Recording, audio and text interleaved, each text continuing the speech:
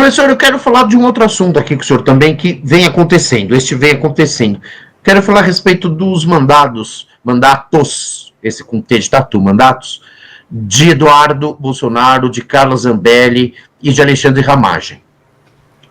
A Globo News, recentemente, ontem ou anteontem, deu uma notícia de que esses deputados, em que pesem não estarem no país, a Carla Zambelli guardada num presídio na Itália, o Eduardo num alto exílio nos Estados Unidos e o Ramagem na condição de foragido nos Estados Unidos, esses três mantêm seus mandatos até agora, né? Não só mantêm seus mandatos, como mantêm custos do gabinete. O Brasil, a Câmara, né? Portanto, nós que pagamos a manutenção da Câmara, gastou mais de 400 mil com os gabinetes dessas pessoas no mês de outubro. Só no mês de outubro. Todos já estavam fora do país nessa época, não exercendo, portanto, atividade. Fora o tanto, o Ramagem ainda tem um imóvel funcional, que ele mora em Brasília, que a gente continua pagando. E continua no nome dele, continua a Câmara mantendo aquilo. A minha pergunta é a seguinte: a Câmara, Hugo Mota, porque me parece que é uma decisão da mesa diretora que basta, já deveria ter cassado, porque a opinião do cidadão comum, ao olhar uma coisa dessas, é falar, não dá. O cara tá fora do país, não tá exercendo, a outra tá presa, o outro tem mandado de prisão, tem que caçar o mandato imediatamente. No entanto, eu já ouvi outras pessoas, inclusive constitucionalistas, dizendo, não pode ser assim automático, a Câmara tem sim os seus trâmites, porque é muito grave, em teoria, você caçar um mandato, que foi o povo que concedeu, então tem que ter todo o cuidado para caçar o mandato. Eu queria saber o quanto que o Hugo Mota está estendendo a situação no limite do aceitável ou não. A verdade é que uma está presa, o outro é foragido, o outro está no alto exílio há meses e continuam gastando dinheiro justificadamente, na minha opinião aqui, se essa situação já não se estendeu além do razoável, na sua opinião, ou se ainda há que se manter a integridade do mandato deles no maior tempo possível. Depende da situação, né? Porque a Constituição, ela prevê, é uma situação que demanda interpretação assim, mais complexa, porque a Constituição prevê a perda do mandato, quando o sujeito é condenado, por exemplo, mas diz que a Câmara o Legislativo tem que declarar isso, tá, um parágrafo lá do dispositivo. Né?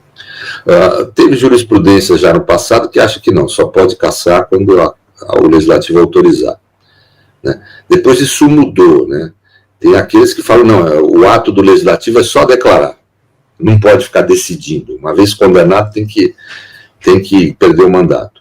A jurisprudência atualmente vigente é um meio termo aí. Quando a pena é longa, é grande, né, você presume que o sujeito vai acabar não podendo exercer o mandato, então o ato da Câmara é meramente declaratório, não pode impedir a perda do mandato, digamos assim.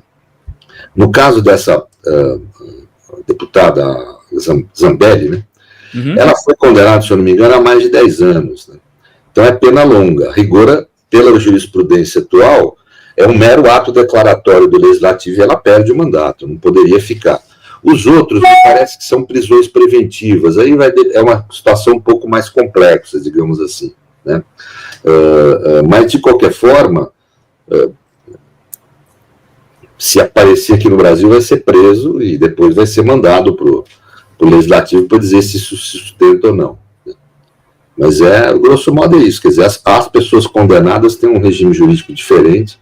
Se são, pela jurisprudência atualmente vigente, se são condenadas a penas mais intensas, ela não tem como impedir a perda do mandato. O Legislativo não pode se opor, senão ele vai estar interferindo na independência do Judiciário. Grosso modo, é isso. Perfeito, professor. Muito bom. Agora eu quero tratar de um assunto aqui um pouquinho mais, talvez um pouco delicado, porque envolve colegas de trabalho, senhor, mas eu preciso falar um assunto que está aí vigente, a questão da indicação do advogado-geral da União ao cargo de ministro do STF, o Messias, né? O presidente do Senado, o Alcolumbre, ele defendia, né? Ele queria, o Davi Alcolumbre do União Brasil do Amapá, né? Ele defendia, queria que o indicado pelo presidente Lula fosse o Rodrigo Pacheco, o senador Rodrigo Pacheco. Queria, não foi o Jorge Messias, e aí desde então abriu-se aí uma contenda entre o Senado melhor dizendo, o presidente do Senado e o presidente Lula. E aí ele cancelou a sabatina do Messias, sabe? E criticou a demora do Lula em enviar a indicação ao Senado, falou que é uma questão grave. Então eu queria era fazer uma pergunta aí, viu, professor, de amplo espectro para o senhor. Primeiro, se essas indicações de pessoas próximas ao presidente da República, se são salutares, se são devidas, próximas nesse nível de proximidade que tem o ex-advogado dele, o Zanin, que tem o próprio Dias Toffoli, que tinha sido advogado do PT, agora o Messias, se isso é salutar ou não, e como também o presidente do Senado, o Alcolumbre, está lidando, se isso também é regimental ou não, porque fica me parecendo às vezes que ele está querendo usurpar a competência do chefe do executivo de indicar o ministro do STF para ele. Ah, não é o que eu quero, então eu vou aqui ficar bravo. Simplesmente não é competência dele escolher quem é o ministro, próximo ministro da vaga. Então eu quero fazer essa pergunta ao senhor, como o senhor vê toda essa questão da indicação do Messias, a reação do Senado, um parecer do senhor a respeito. Eu acho que a proximidade é uma questão secundária no plano institucional aí, né? E é mesmo. Sim, você pode ou não ser próximo, isso é uma escolha do presidente. Ele é um ato político, que é a categoria de ato governamental com mais ampla discricionalidade que há. A questão é que a Constituição põe um limite, que o sujeito tem que ter reputação ilibada, isso é evidente, alguém que não pode ter sido condenado num processo crime grave, etc. E, por outro lado, tem que ser alguém que tenha notório saber, diz a Constituição, né? Obviamente, esse tipo de conceito é um conceito indeterminado, né? Quer dizer, você não tem uma explicitude do que é notório saber. Tem situações em que você verifica claramente que tem situações que você verifica claramente que não tem e sobra em uma zona cinza, né? O ministro Messias, é extremamente qualificado, né? Ele é bacharel pela Federal de Pernambuco, é doutor pela UNB, entrou no concurso público para procurador da Fazenda dificílimo, conduziu a carreira e, na minha opinião, foi o melhor AGU que eu conheci em 40 anos de exercício da profissão. O melhor AGU. Então, mesmo, professor? E por que o senhor diz isso? Só para ilustrar para as pessoas. Uma série de medidas.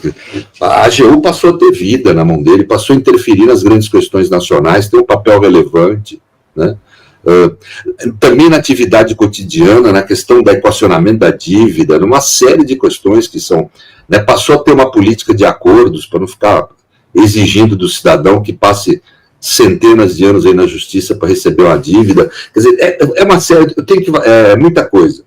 Então, assim, ele teve um excelente desempenho como AGU, né? Então, tudo isso, esse conjunto de qualidades, dão para ele condição de ser ministro supremo. E, além disso, o presidente o escolheu. Então, eu acho assim, francamente, acho um excelente candidato a ministro supremo, né?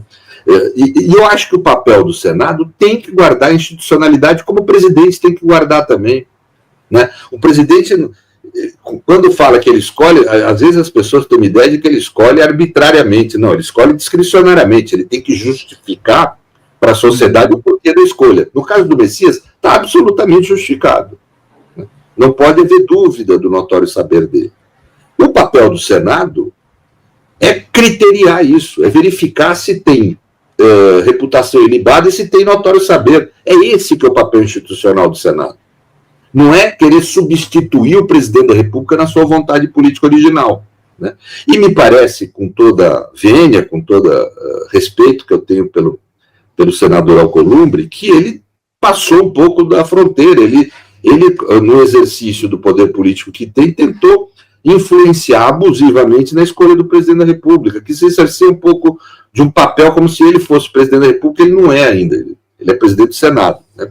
Então, eu acho que aí houve um tropeço institucional, que eu acho que vai ser resolvido agora. O ministro Messias vai ser escolhido. As pessoas falam, não, mas vai demorar. Você lembra que demorou 11 meses para deliberarem sobre a nomeação de um ministro na época da Dilma, da presidente Dilma? Quer dizer, não estamos nada fora do circuito, às vezes tem muito alarido, cheio de sonho e de fúria, que nada significa. Eu resolvi agora, eu estou publicando um artigo esse fim de semana na Carta Capital, defendendo o nome do ministro Messias. Esse critério que eu estou dizendo aqui, eu não estou defendendo no plano político, estou defendendo no plano jurídico constitucional. Ele cumpre os requisitos que a Constituição determina para ele ser ministro do Supremo, né? Mestre, o senhor acredita, então, desculpa, o senhor acredita, então, que o nome dele deve ser aprovado pelo Senado? Claro. Tem medo? Não, mas isso faz parte, é natural. Eu acho que é um momento instável em que não houve ainda aprovação, mas vai haver, essas coisas, Brasília, às vezes essa coisa mesmo cheia de sonho, de fúria, que nada significa, entendeu? Não tem... Vai ser nomeado.